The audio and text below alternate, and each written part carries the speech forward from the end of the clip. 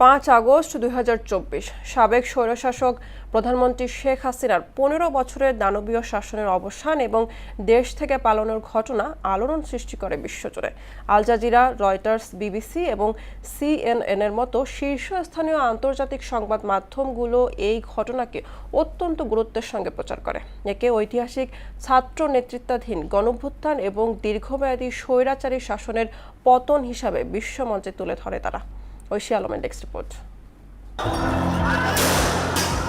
আল Jazeera Sheikh হাসিনার পতনকে সাধারণ মানুষের দীর্ঘদিনের পুঞ্জীভূত ক্ষোভের বিস্ফোরণ এবং জনগণের শক্তির বিজয় হিসেবে বর্ণনা করে। তাদের প্রতিবেদনে উঠে আসে কিভাবে অতিরিক্ত বল প্রয়োগ, গুম এবং সমালোচকদের দমনের মাধ্যমে তৈরি হওয়া স্বৈরাচারী মানসিকতাই শেষ পর্যন্ত শেখ হাসিনার পতন ডেকে এনেছিল। ঢাকায় সাধারণ মানুষের উল্লাসকে মুক্তির আনন্দ হিসেবে আখ্যায়িত করে আল জাজিরা।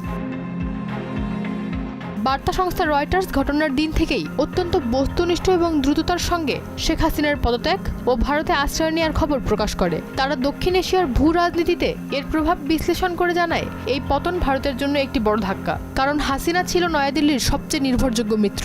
পাশাপাশি বাংলাদেশের ভঙ্গুর অর্থনীতি ও পোশাক শিল্পের ভবিষ্যতের উপর এর প্রভাব নিয়ে আলোকপাত করে গণমাধ্যমটি।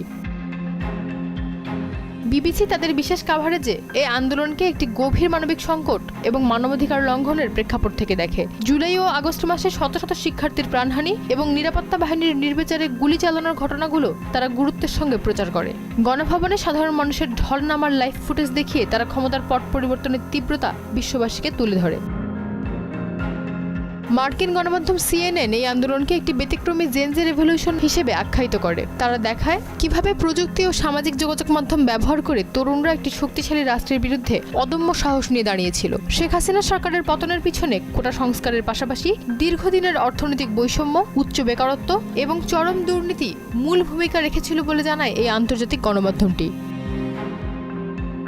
ঐশী আলম, মোহনা সংবাদ।